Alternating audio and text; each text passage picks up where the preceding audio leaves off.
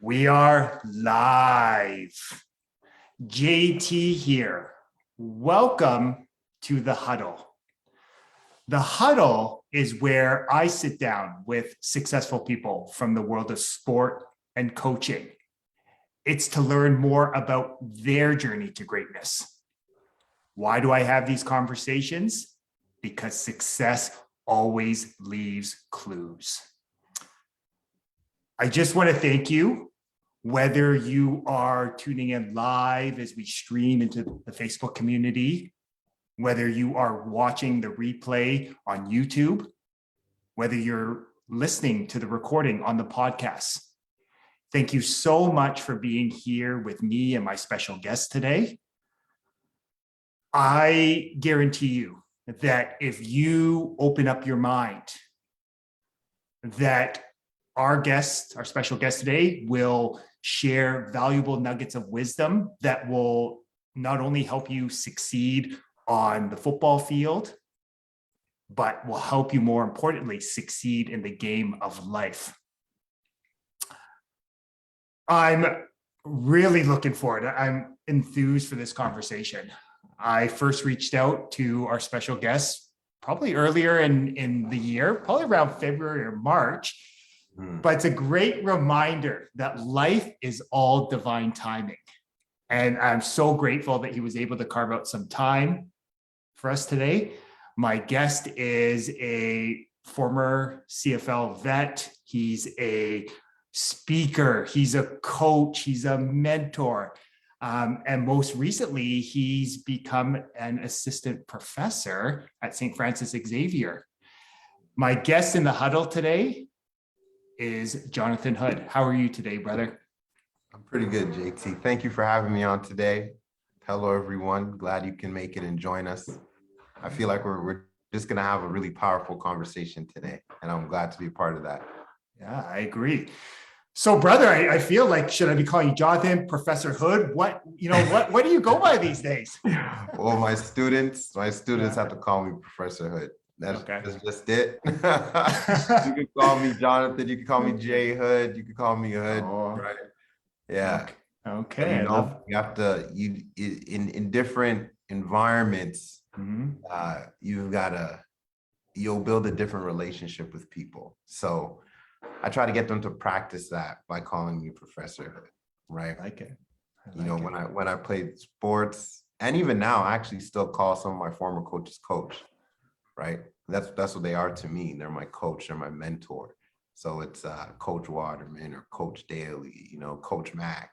Yeah, that's why I saved them in my phone, Coach.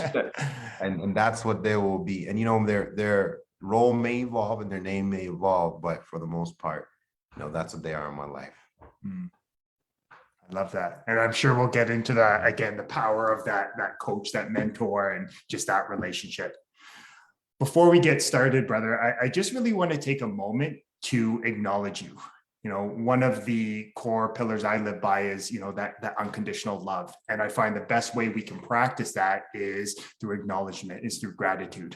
So I just want to thank you for, being able to carve out some time to share your journey with me and really hold this space with me, brother. So thank you again. Yeah, thank you for having me. I appreciate that. Yeah, no worries. So, brother, again, we like to keep it light, to start the huddle. And what I often remind people is that life is a game and games are supposed to be fun. Yeah. So I'm curious, is there an interesting fact, some may say a quirk, that maybe a lot of people don't know about you that you would feel comfortable sharing with our community? A quirk that people don't know about me. I don't know if this is a quirk, but this is one of my secrets to life, right? I'm getting deep. This is one of my secrets to life. And I think I started doing this probably around, it might've been 7 to 10 years ago. Okay. And the secret was in two things. It's really interesting. Probably doesn't even make any sense. To be two things, to be fresh and new like a child, but to be like a really old person. And the old person part is mainly around patience. So when you look at kids, kids have a lot of fun. Kids look at things light, they have a short memory. That's what the childlike part I want to adopt. I want to explore, I want to learn. Even when I think I know something, I want to ask questions. Sometimes I ask too many questions and annoys people. But when it comes to being an old person, when you look at old people and they deal with, especially young people, they're so patient with them. And they're patient because they've been through so much of life. And they're like, really, it's like they're judging and balancing the scales. And they're like, does this really matter right now? Probably not. So I have a short memory for the negative, right? And a long memory for the positive. And then I just think, you know what? Is this something that needs to be fussed over right now? And sometimes you do need to give something more attention, but a lot of times, just leave it alone. Give it some time. Give it some time, and that person will figure it out on their own, or they'll sort it out, or whatever it is. And I think that, as you said, that's part of love. Part of love, like love is patient, right? Mm-hmm. Love is patient. Just being patient. A lot of times we want to control. No, I need to tell them this so they get it. I need to make sure they understand how I feel.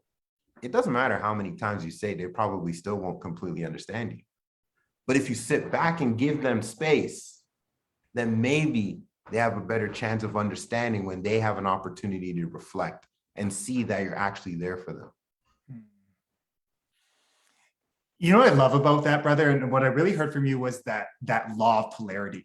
And I love that you gave this example, right? Because childhood innocence, right? Like that joy, but then also the wisdom and patience that comes with as we mature. So I just love, it's that great reminder that every stage of life, there are different blessings, and it's really about really harnessing those and finding those blessings and sharing them with others. So I love that. Yeah. And not only, I think people think when you say blessings, it's like stuff, but I think it's also yourself. Like, you are a blessing, and you have different seeds of blessings inside of you, and seeds produce fruit, and then you give the fruit away. So it's like, what do you have to offer other people? What do you have to serve? For me, I don't really have a big problem being the bad guy. So I challenge people, and a lot of times they don't like it, but I challenge them, and then I follow it up with support. So once they get through the entire cycle, they love it. They love it because I challenge them and support them. And like you said, I acknowledge them. You're acknowledging them and saying, you know what, this is what I see in you, and I believe you can get over this, right? And they're saying, well, this person acknowledges me and acknowledges something in me that I may not even see in myself. And now I don't know how to get over it, but here's some of the support to help you get through it. Can't do it for you, but here's some of the support to help you get through it, right? So that's, I find, for me, what I offer to the world. And again, not a lot of people like it. I actually have received tons of backlash for it. And I've questioned myself, is why am I doing this? Why am I putting myself out there on the line and subjecting myself to this when people feel this way or react this way? And I realize that it's just, they just don't understand, and it's uncomfortable to be challenged for many people, right? But again, for those who get it, and now that I'm getting older, it's been majority, like a small minority have a long-term problem with it, and that's okay too. I just keep a little bit more of a distance so I don't get hit by the shrapnel. But for the rest, they really benefit, and down the road, I see the growth, and I get to connect with them and see the impact of the challenge and support. And I love that you share that. And what I really heard from it is I saw that athlete mindset, right? Because again, you've worked with and played with, successful, highly effective people, and that ability to take feedback, right? And to actually be able to internalize it, make some different decisions. I mean, that's a hallmark of every successful person, highly effective person in all areas of life, not just sport. Yeah, because it's guaranteed you're going to face some kind of adversity, right? That's a sign that you're alive. The thing is, like, I think in life, we try to go through life without adversity. And you must get frustrated because it's like, and you hear, man, I do this and I do this and it's never enough. You're never going to get to a place where it's like, you're not going to be challenged while you're living on earth, because earth is challenging you. People are challenging you. Life is challenging you. You're aging, you're being challenged. So when you come to embrace the challenge and then figure out your strategy on how to overcome the challenge, then I think that is success. You know, Earl Nightingale says the constant movement towards a worthy ideal is success, right? So even if it's the happiness in conquering life, you know, then I think you're moving towards success. I love it. I love it. So, brother, I'm curious. You know, you had a very successful career first as an athlete, right, at multiple universities, and then you were blessed to play at that next level. And then after that, you transitioned into, you know, coaching different, right, personal, professional coaching, and so I'm really curious, what has been the biggest takeaway that you've really learned from sport that still applies to your life today? I don't know if there's a biggest takeaway. I think it's just sport is the takeaway. I think sport is a microcosm of life. So, well, football is, because there's so many different things that comes to football. It's very similar to life. So, for example, in football, you are actually competing against some of your teammates or potential teammates at a training camp and throughout the year. But you also have to find a way to work together for a common goal. And I've witnessed where guys were just competitive with no regard for the people they were competing against. And they were essentially your teammates and they got cut, right? And then you see the guys who are competitive and they keep in mind the team and their teammates, and they lasted much longer than the others. Because once you get to a higher level, everybody's athletic. It's the other skills. Like, are you a team player? Do you understand your plays? Do you understand the nuances? Can you memorize your plays? Do you know how to control your anxiety and use that energy for good on the field, right? Can you balance life and your career as an athlete? So there's so many idiosyncrasies and things that we go through on and off the field that are highly relatable to life. And from something that's relatable to a lot of people is retirement. People talk about retirement, people plan for retirement, and you go through retirement typically further down in your life. I went through retirement before I was 30. So because of that, now I'm able to coach people through retirement. And I have clients I've coached through retirement. We set up 4-year plans, 5-year plans, 3-year plans, 10-year plans to move from being super overworked to doing exactly what I love doing and not even expecting a penny for it. So all of these experiences in football has allowed me to learn more about myself and where my strengths are so that I can package that up and use it to help different people. You know, brother, I love that you share that. And what I really heard from you, and this is something that all great leaders, you know, servant-based leaders do, is they understand that to truly help and serve someone, you first need to know yourself, right? Like, you cannot give to someone what you don't already have. Mm-hmm. So I love that you were talking about there that because you experienced retirement before 30, that you understood what it felt like to be in that spot. So you were able to serve your clients because you were able to help them look at the big picture. Here's the plan, and here's how we're going to transition you from, like you said, the hustle and grind of the 9 to 5 to where now it's, you know, life's a little bit simpler. It's a little bit more effortless doing what you love. So I love that, brother. Yeah, thanks. And I think you're right. It's extremely difficult to give what you don't have. I don't know how you can do that, but you know, a lot of I think a lot of media encourages us to be experts on things that we know not too much about. And it's really difficult because, you know, people say they have things like imposter syndrome, right? And how do you have a person who has done the repetitions multiple times and has perfected their craft and has put in the time and effort and has experienced things, I think they're less likely to experience imposter syndrome than someone who hasn't put in the work and hasn't put in the time and hasn't put in the reps, right? All kind of football analogies. Yeah. Because then you're there and you're like, oh, am I really qualified? You're not going to get on the court and say, am I qualified? You're not going to get on the field, am I qualified? Because you've taken 20 million shots, because you've done that cone drill 50 gajillion times, right?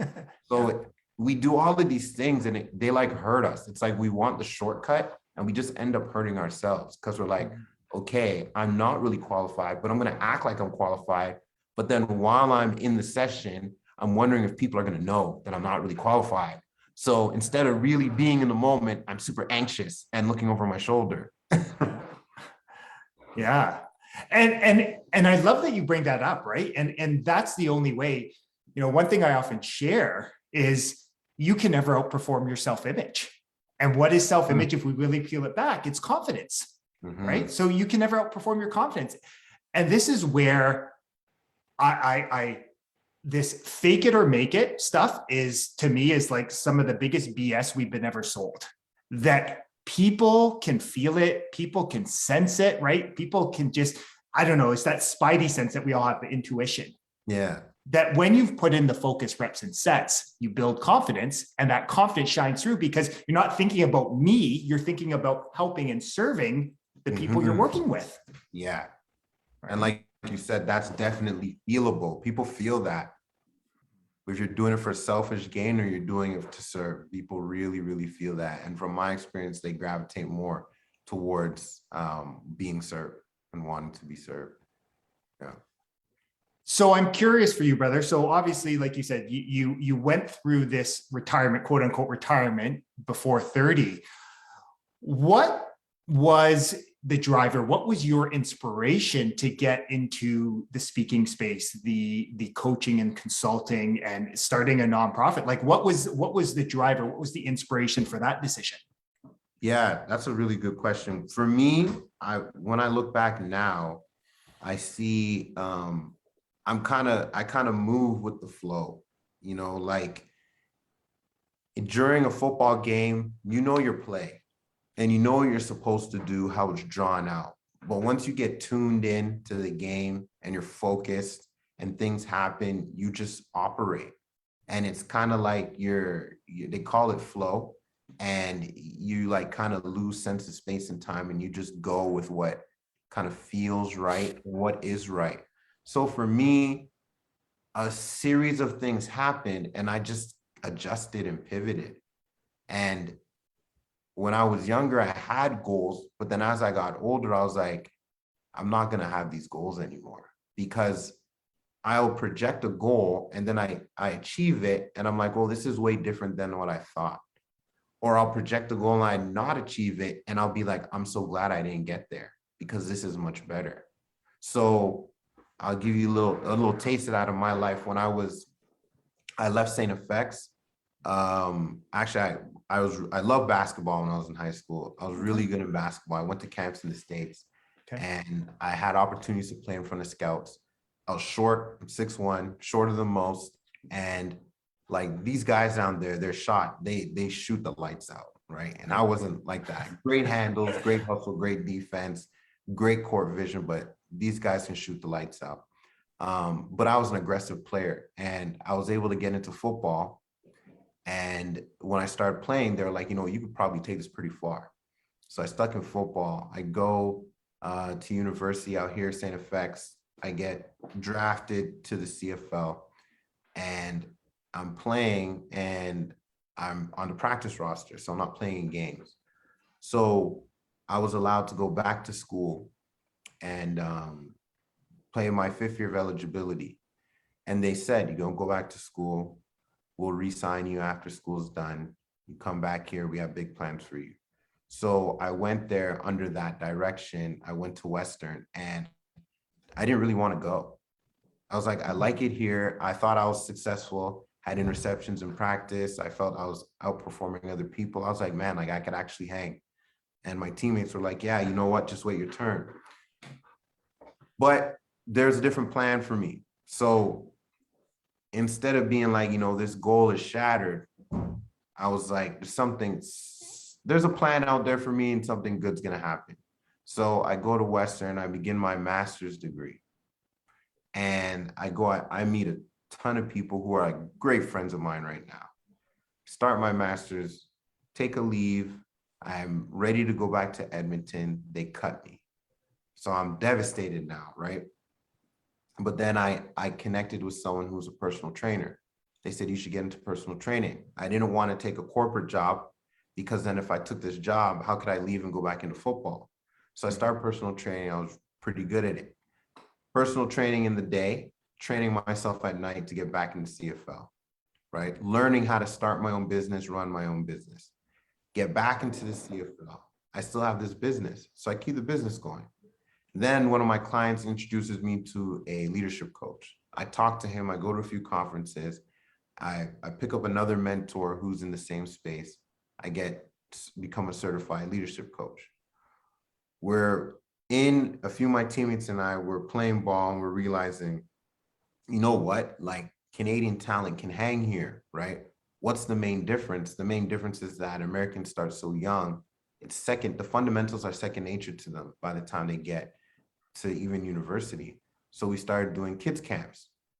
Then the camps, it got into a real competitive space. There are a few people who wanted me to do camps with them and wanted me to do this. And I was like, I'm not trying to make it that complicated. I'm just trying to show a couple kids some good stuff and pour into them a little bit. And at the end of every session, we'd have a little kind of life lesson, mentoring. And then one of the principals that was my mentors, he's like, you should do a program. You should do something that's more meaningful. And he had said that because he had me speak to the youth and they loved it. And the teams will ask you to speak here and speak there, and they loved it. So I'm like, well, I can monetize this, right? Because people are asking me to speak here, speak there, speak all over the place. So I just did that, just monetized it. And then turned that into a business. So I'm speaking. Now the personal training is evolving into coaching. Now the football camp is evolving into a mentorship program. And then I just kept kind of feeding the wheel, right? Just feeding the fire and seeing where it goes. And then different partnerships were created with different organizations. And we were able to do some really cool things and have really massive impact. And I would sit down and set these goals again, but then I would forget about them. And then I'd come across like a note. I'd be like, oh, I had this goal. And I'm like, oh man, I'm glad I didn't achieve that one. Because if we were there right now, we'd be in trouble. Oh, this goal, I hit this one. That's pretty good. Or, I'm actually here and I never realized. I didn't know that I wanted to put down as a goal, right? So when you're younger, you don't even have the maturity to set a goal for yourself in the future because your mind is not in the future, right? So I could say I want to be a professional athlete, but do I know what that means? Do I know what comes with the politics? What comes with the strain on your body, concussions? Do I know how all of this feels? Do I know how it feels when I step onto a field with 30,000 people screaming? Do I know how it is when a coach is like, be seen and not heard? Like, your opinion doesn't matter. Just do what you're told. Like, you don't know all of that when you set that goal 5, 10, 20 years prior, right? Mm-hmm. So it's like you set these goals kind of blind. So what I've kind of pivoted to is setting vision, right? So, I want to go to New York. I'm on foot. If I start walking to New York, if I go in the right direction, I'm going to get closer. But then you may be on your way to Buffalo and you say, hey, I'm going in your direction, hop in. And we hang and we talk and you're like, all right, we're done. We're in Buffalo. I'm dropping you off here, right? Now I'm like, man, I have no money. I spent it eating and having a great time with JT. So I got to go work. Then I work in Buffalo. Then I meet someone in Buffalo. We have a good time. You know, we develop something. Maybe I stay there, get married, have a family, right? Or maybe I continue on. I make some money from the job. I get a train ticket. I start moving closer to New York City, right? So many different things can happen, but I'm not fixating myself on, I'm going to New York to do this, to do this, to do this. It's a vision I'm casting, right? I see myself down there and I want to get down there. So I'm moving in that direction, right? But there's so many different things that come off of it. I wanted to play in the NFL. I wanted to play in the CFL. I had to have pretty good grades. So I got a university education, right? If there was a football in like college, I would have did that. I would have been in culinary program, right? But I got a university degree. I did an honors. So I kept the door open to do a master's.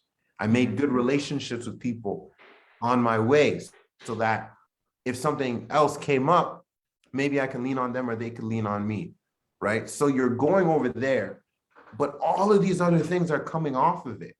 And people say things like, well, what's your plan B? Like, there's no plan B. I'm going to New York. This is the direction I'm going. I'm going to New York. Maybe I'll make it there, maybe I won't, but that's the direction I'm moving in.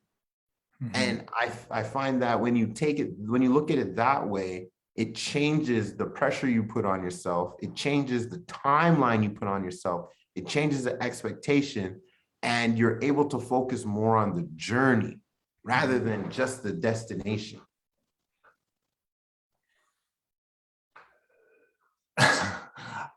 I could just listen to that and pick out all like the nuggets you just dropped there and go and dissect that for like 2 hours, but I would be respectful of your time and energy, brother. You know what I love about what you shared was what I really got a sense of is that, like you said, it's the vision, right? It's you are so decisive and that ability to make that decision. And one thing that I often share with people is the idea that the Latin meaning of the word decision means to cut off. So when you make a decision that New York is your destination, you got to cut off all those plan Bs, right? I love that you said, like, I'm just going to keep moving.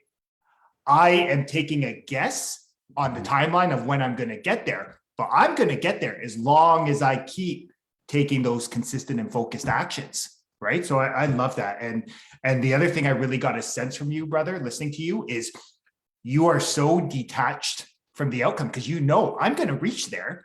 I just don't know when, and that's okay. And that's what you said kind of a few things that kind of enslave people. It's like this myth that you can control time. You cannot control time. I can say all I want. In 2 years, I want to do this or I want to do that. You can't control it, right? So what use is it if I set this goal in 2 years, but I'm not mature enough in 2 years for what I'm going to receive? Do I still want it? You may want it, but it's going to be at your detriment, right? If you're moving towards it, and I found if you don't set firm times, you can have ballpark times, 5 years, 2 years, right? Because that puts you in a mindset of your work.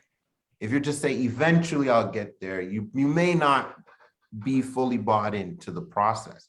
But if I say, okay, I got a 2-year plan, I'm going to start to get to work now, right? But if I say, okay, I want to lose 20 pounds in a month, I'm going to be on the scale every day. If I say I'm going to lose 20 pounds in a year, I'm going to work slowly but surely, right? And I'm more likely to achieve my goal and stay away from the angst that's created. And then decisions. I find people are afraid or reluctant to make decisions because they don't know what the outcome is going to be. And that's part of life. You can't control everything. There's actually very little you can control when you really think about it. Most times you can't even control your own emotions. Things trigger you, right? Yeah. Sometimes you're thinking about something, you don't even know why. Sometimes you can't control your thoughts, right? You can rein them in when they get a little out of control, but sometimes you can't control them, right? So if I make a decision, I can move in a direction. If I don't make a decision, I'm standing still. I'm not going towards New York. I'm not going anywhere. I'm just at a halt. And a lot of times I find when you don't make decisions, you hold other people up. If you make a decision and you lose something, that's okay. If it's meant for you, it'll come right back. It'll come back maybe even 10 times better, right? I was wanting to play in the CFL for 6, 10, I don't know, 20, I don't know how many years I wanted to play. I got cut or got sent back to school. That moved me towards my master's degree that helped me establish many, many valuable relationships I cherish to this day. If I didn't do that, I wouldn't be here right now because I wouldn't have a master's to a PhD and get into academia, right? And I didn't sit down and say, I want to be in academia in X amount of time. An opportunity came up and I was prepared for it and I applied for it and I was a front runner. I got it like that, right? And there's been other opportunities that come up but I wasn't prepared for it and I didn't get it. And I'm really glad I didn't, because looking back now and I'm like, I see the person who got that job and I don't want to be in their shoes. So you have to have faith that what's meant for you will come to you or will come into your path. And then it's up to you to take hold of the opportunity or maybe to keep on going. And I love that you bring up this idea of faith. And why I love it, brother, is, the last 2 years since I left, my career in education, it's been a huge test of my faith, right? And one of the biggest lessons I've learned is that, when professionally in my teaching career, the faith, the trust that I'm exactly where I'm supposed to be always came out. Like I just knew. Yeah. But it's been interesting having to relearn that, because again, I've gotten rid of some of the other distractions in my life, some of the other things that have kept me in the hustle and the grind for many years. That now I've really, the biggest growth I've had has been learning how to apply that same faith, that same trust that I'm exactly where I'm supposed to be right now to my personal life. And honestly, brother, that has been, people ask me what's been the best part of the journey. That ability to trust myself that I'm exactly where I'm supposed to be. And that's a gift. I feel that many people don't know how powerful that gift can actually be when you truly have faith. Yeah, and it really is, we all have a measure of faith, and then we can do things to grow it. But if we're not doing things to grow it, then it may shrink, it may fizzle out, whatever it is. But your ability to really just be like, man, I'm going to trust that it's this is right, and I'm going to follow my heart. I'm going to follow what I believe is right. That in itself is a strength, right? And I think from my coaching experience, I find a lot of people, they wish to have that strength, but there are just some barriers that stop them from unlocking it. So a lot of times I'm working with people, I see that strength in them and they know it's inside of them, but they're not sure how to get it out. So then it goes back to that challenge. If I challenge their perspective and I challenge their way of thinking and I challenge what they've been sweeping under the rug, right? And sometimes they may need to face some things, then they're better able to see the truth, right? And that is the truth. The truth is that you're loved, you're valuable, right? You have a creator who thinks the world of you and has put people on this earth who think the world of you too. So you have to know that you're a valuable individual who has so much to offer the world. And just because it doesn't go your way, doesn't mean it's not going the best way for you. Brother, I love what you shared. I love that we're getting deeper. We're really talking about things that, we often don't talk about, right? These aren't topics. And again, coming from education, I know you've spent, time in education. We sometimes forget about these social emotional learning skills, right? Like we don't really help people to understand who they are, how truly strong and powerful they are. So I'm curious with you, how important is self-worth in helping someone to unlock their true potential, to help them truly discover how truly strong and powerful and great they are. Yeah, wow. That's I think like I don't want like ranking things, but just understanding that you are worth, right? I believe I'm a Christian, so I believe Jesus Christ died for us. So if I actually believe that someone would give up their life for me, that means that I am high value. Point blank, period. You want to give up your life for something that you don't believe in and that you don't think the world of. So as a believer, I have to cling to that. And if I cling to that, then I realize that you're valuable too, because he died for you too. And if I believe that, then everybody's valuable, right?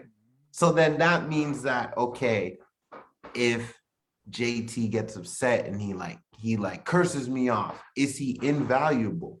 No, he's still a valuable person who did something that I didn't like, right? And that's, you can work with that, you can change that, you can modify that, you can accept that, right? But if I don't believe that you're valuable, I'm going to treat you terribly, right? It's like ownership. Sometimes we do this exercise and I get people to be like, give your partner a high five, tell your partner I own you. And people get riled up, I own you. And I break it down.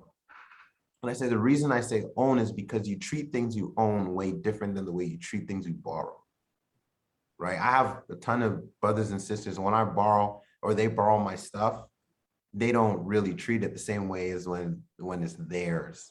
When they get a brand new car, you polish it up, you shine it, you make sure, right? Yeah. You know, some people like Jordans, their Jordans are mint on the box. If you're borrowing someone else's shoes, you're not treating them like that.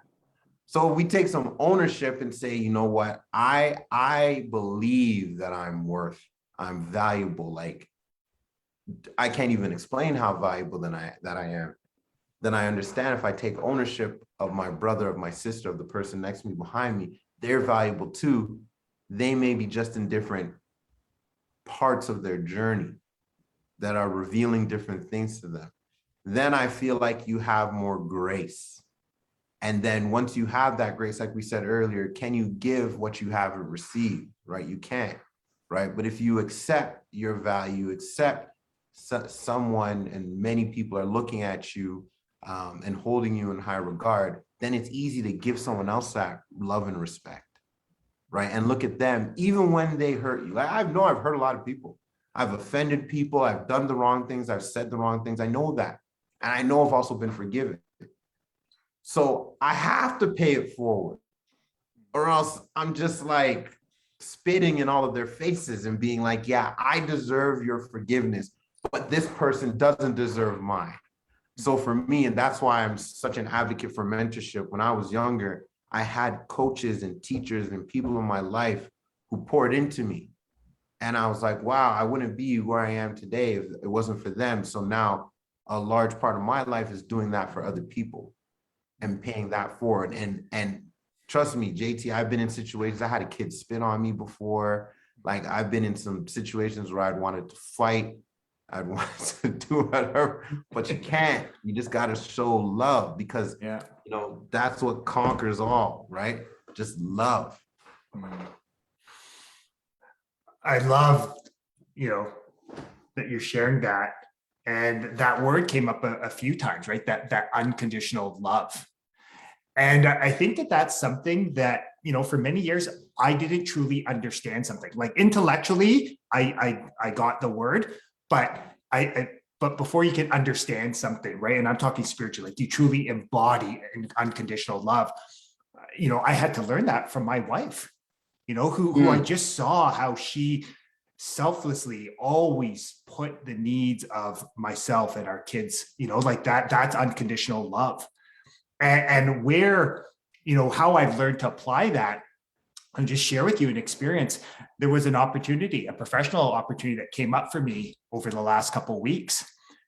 And I had to go with inside. I had to ask my question, what do you want? Mm-hmm. And for me, one of my biggest drivers, one of the things that brings me the greatest sense of joy and peace right now is dropping my kids off at school every day and picking them up. Because truth be told, my parents, again, were immigrants. They had, their life was very different. They had to work to take care of my brother and I. But I found that I had to ask myself that tough question. What do you want right now? Is it the safe and the comfortable? Is it the paycheck? Or is it that peace of mind and, of what you can give to your kids, right? Like, they're not going to want you to drive them and pick them up every day. And then trusting that another opportunity, a greater opportunity to serve is going to come from this decision. Yeah.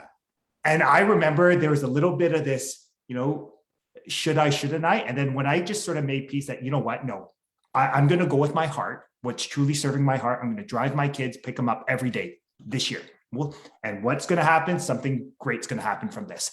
Yeah. The sense of joy and peace, brother, has just been at a next level, because I truly understand now what it means to just, I don't know. It's just my understanding has just grown that much over the last couple of weeks. Yeah. I'm so happy for you. And even for you to be in that area of growth with your wife, because I think people miss out on the benefits of romantic relationships that are done healthy. So when you're in a relationship, you're giving permission to someone else to see you completely. Every dark spot you have, right? Every bright spot you have, your ups, your downs, your highs, your lows, every twisted thought, every straight and narrow thought. And now that's a lot of responsibility, because now this person takes that and they're typically the only person who's that is revealed to, the only physical person, right? Because they're that close to you. And now you're saying that they're allowed to challenge you, right? Because if you say, oh, I'm going to take this job, and then she could say, well, I thought it was important to you to drop the kids off. And you may be like, oh, why are you challenging me? Oh, you're supposed to stay in your place. But she's doing her job. She's holding you accountable to the things that you desire and that you want. If you want to grow and become a better, complete, successful person, find a good partner. A partner who is going to be like there for you when you're low, when you're high, anytime, who's going to accept you, but not be afraid to challenge you when necessary. And it's difficult, but I see that you have that, right? And the sacrifice is basically, okay, one of the sacrifices, all right, if I say this, I know JT is going to get furious. He may even walk out of the room, but out of love, I'm going to sacrifice myself, my ego, my pride, whatever it is, because I know he wants to grow. And you do it. And for my partner, we're not married yet, but for my partner, something may happen. I remember one time she said something to me, and I kind of snapped at her. And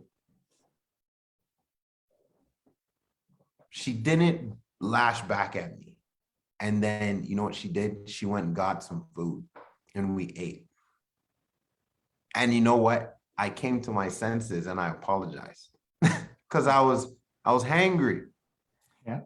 And instead of taking it personal, which is so easy because you're so close to the person, she said, something's wrong. Let me see if I could be part of the solution. And she was. And I felt so terrible. I felt so terrible when I came to my senses. But that's what you're signing up for. You're signing up for being so many different things to that person. Sometimes you're a bit of a whipping post, right? I'm not talking about abuse, not constant abuse over and over. It's not what I'm talking about. Sometimes you're a sounding board. Sometimes you're someone who just checks blind spots and makes them aware. Sometimes you're someone who holds them accountable. Whatever it is, you're putting yourself out there and they're putting themselves out there, and you're coming into this alignment and unity. And when it's done healthy, it's an amazing thing. I love what you're sharing. I love that we've kind of gotten into the whole relationship piece, right? And, brother, it's one of the biggest lessons I've learned from this is that very often, when people are brought into your life, and I think of my my beautiful wife. She was brought on because she, I wanted, right? Like I was attracted to her physically. She had some of those, right? Some of those. And what I realized is she was brought into my life because I needed her in my life to sort of help show me the areas of my life that I needed to grow in, right? Like she needed to show me what it means to unconditionally love and support someone, right? She showed me how to unconditionally love and support and make sure your kids always feel like they're seen, they're heard, and they're appreciated. So it's just been an amazing growth journey. Like, again, just my eyes and my mind have been so wide open because like we've been talking about, it's just really getting to know myself deeper. So yeah, I appreciate your humility with that, because if you really want to grow, like it's hard, it's challenging. Like if you like in football, do you think like it's crazy because people like sports, but in sports, your coach evaluates you. Every single move, every single practice and thing you do is filmed. And then they sit down in a room and they tell you what you did wrong. Imagine someone followed you around with a camera to your regular day-to-day work, sat you down at the end of the day and told you what you did wrong and how you need to improve. Many people couldn't do that, right?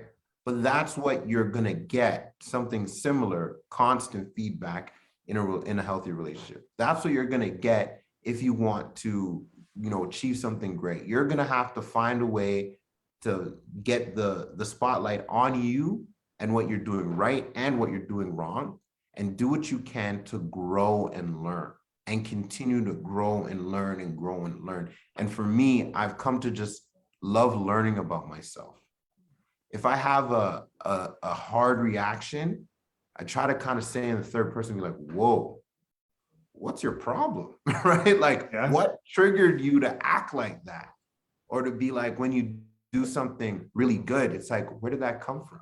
Right? Just to look at myself as someone else and be like observant, not critical, observant. And then after I observe, I get to learn more and more and more. And I learn and I learn, and I come to even grow in like a deeper love and appreciation for myself and the things that I've overcome in life and the things that I still haven't overcome that I'm still working through, right? And it's not like, oh, I have to do this by this day. I have to do this, like you're trying to be a perfect person in a week or a year. Like life is a journey. The things that you were conquering you last year, they may conquer you for a year more, but then next year they're totally gone, right? You can't control that, right? Again, but you can move towards that success and move towards that vision by doing the right things, right? So one thing that came up as you were sharing was the power of self-reflection. And I love how you talked about, we are conditioned, right? We are programmed to judge, right? Whether we judge ourselves, whether you look at it as comparing, criticizing, complaining, right? We do it to ourselves, then we do it to others, we project onto others. I'm curious, being objective is, as I know I'm preaching to the choir here, is such a valuable and important life skill that many people are never taught. I'm curious, let's say someone's never, ever heard this stuff before. What is like a simple action they could take to help create and hold that space for them so they can start to become more objective? Like what's a simple practice from your experience that works? Well, in my classes, I'm always talking about critical thinking, right? We don't take anything as face value. We don't. And I think one of the purposes of university is not to say, here's the work, here's the knowledge, regurgitate it back to me. It's here's the knowledge, where's the gaps? How can we add? How can we subtract? How can we apply it to life? How can we do this, that, and the third? So I think the first thing you need to do is you need to challenge yourself and what you're thinking, right? You may have watched TV and grown up all your life, and every Black person you saw is a basketball player, right? And now you think every Black person you see on the street is a basketball player. You just have to challenge that. Just all you have to say is, what if that's not true? That's it. What if that's not true? What if I don't know, anything you're going, what if I'm not as bad as I think I am? What if that play wasn't bad? What if that play helped somebody else make the play, right? What if failing the MCAT was not a failure? Maybe it's a change in direction so that rather than becoming a doctor, I become a leader in public health, right? I can exercise the same ambitions and the same heart that I have and the same strength that I have, right? So you have to like question. And that's what kids do, right? They're always questioning. And then when they get older, or when we get older, what do? We tell them not to question. Tell them be quiet, stop. Why do you ask so many questions, right? And we kill that spirit in them. Not resurrect that spirit in yourself, right? That inquisitive, that exploratory, that always wanting to learn, that imaginative, that creative spirit, right? What, I'm catching a punt. What if I did a move and did a spin? What if, right? What if that person isn't a bad person? What if they're just having a bad day? What if they have no job? What if they're scrounging to pay for their rent? What if they don't know where the next meal is going to come from their family? What if that person in the homeless shelter used to be a millionaire, but their parents were alcoholics? So that means they were born into alcoholism. And after celebrating a big company victory, someone gave him a drink, right? Even though they knew he doesn't drink or she doesn't drink, gave them a drink thinking it was innocent, and turned them down a terrible spiral towards alcoholism, and they lost it all. What if? Because these are real stories. I've heard stories from people. I've been to shelters and heard things like this. I've been in situations, I've seen people like that, right? And if you don't question, you typically react, because you're like, I know what this is. This person's just being a jerk to me, and they deserve for me to be a jerk back. But if you're inquisitive, I wonder why that person stepped on my foot. I wonder why this person's yelling at me, right? It's a total different ballgame. Life is a total different ballgame. It becomes this area of exploration and learning and serving and being graceful and having mercy and loving people, instead of just attacking and reacting and protecting our ego and ourselves. What I heard from you, brother, was a few things. And I love, again, you can see why you're such a great educator and great teacher and coach and mentor, because your ability to scaffold. But what I heard from you again was that ability to the power of questions, and simply prefacing that question with what if? And from that what if, I heard you start talking about it gets you to be inquisitive. It gets you to embrace your curiosities. And then it starts prompting you to flex your imagination muscle, one of those beautiful mental muscles. Yeah. And that when you do that, it just opens your mind to new possibilities. And when that happens, and again, I know I'm preaching to the choir, that's where the joy of life is. And that's where I feel that creativity, sports, all that stuff allows for that creativity, because it reminds us that the beauty of life is learning to embrace imperfection. Right? So again, so many great things there, brother. I feel, again, you're dropping so many nuggets of wisdom. I feel, we could chat for days. Yeah. And when you say like you're preaching to the choir, the thing is whether I know it fully and I don't, where I live it and I try to know it as much as I can, the repetition is good. And I think that's where you and I, we have a little bit of an advantage, because if we're going out and sharing and speaking, we're sharing the same message over and over. And we're being encouraged by the message. Whereas the audience member is hearing it once, maybe a month, maybe a week, right? So they're not exposed. And the power of life and death is in the tongue. There are words that you can say to build yourself and people around you up. And there are words that you can say to to tear yourself down. But if you're always hearing uplifting and loving words, then I think you're more likely, right, to continue to intake and also to output them and speak them to other people. Mm-hmm. It's the power of environment, right? It's like when you're part of a powerful team, you become unstoppable, you're unbeatable. Yeah. Okay. So, brother, I have one last question for you. Right. You know, as you were mentioning, challenges, setbacks, and obstacles, they are part of the game of life. It's not that we want to expect them, but we just understand they will pop up from time to time.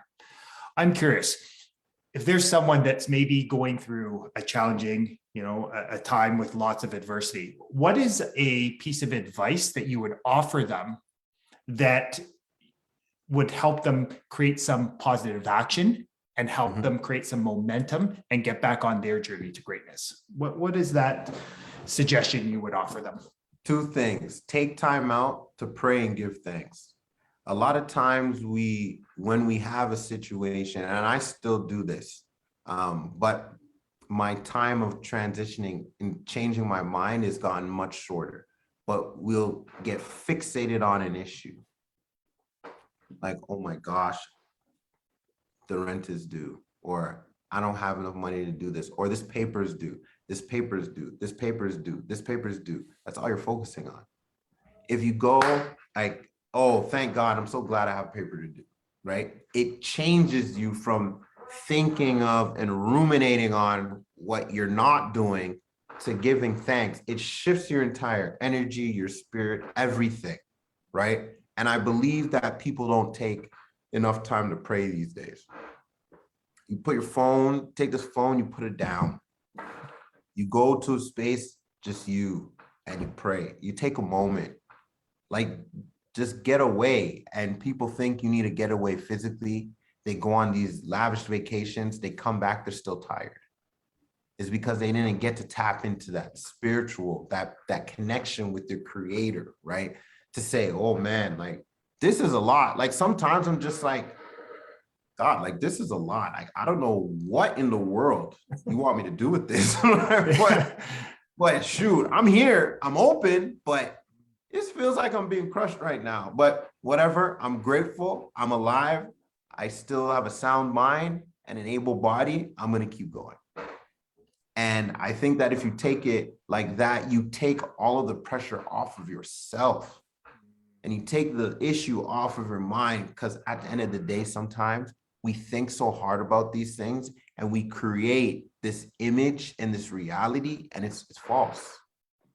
Oh, if I don't wear this shirt, this person is not going to like me, or they're going to look at me funny. And then we get to them and we're looking in their eyes. Are they looking at me funny? Is it because of the shirt? Right? You created that. You created that. It's just a shirt. What if they did look at you funny? That's their prerogative. They're allowed to look at you funny. It's their eyes, right? Mm-hmm. But if you're able to separate yourself from all of the commotion, right, and pray and give thanks, and I think you're on your way to being better able to manage life, heavy workloads, things like that. I love that, brother. I love the simplicity, and it's in line with my philosophy of keep it simple, simple. Yeah. So, brother, how can we help? How can we support you? How can we be of service to you? Maybe people are just wanting to, again, learn more and hear what you have to share. What's the best way people can connect with you? Connecting with me, I'm email is good. I'm on social media, but I'm not as active as I guess I could be. My kind of reason there is I'm definitely extroverted, but I love deep relationships.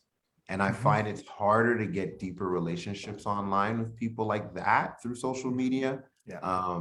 If I connect with someone, then we do something like this, like Zoom or something. I really appreciate those deeper conversations. So I'm more engaged on like email. My email is jhood@aheadofthegame.ca. If you want to support our not-for-profit organization, on my website, there's a button you can support.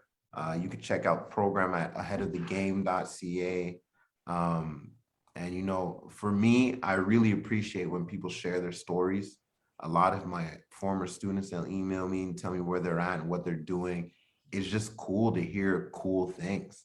And it's easy to be down, because if you turn on the news now, you're going to hear some dreadful things. COVID numbers, wars, people locking other people out of their country because of their ethnicity. Like, there's a lot of things that can bring you down.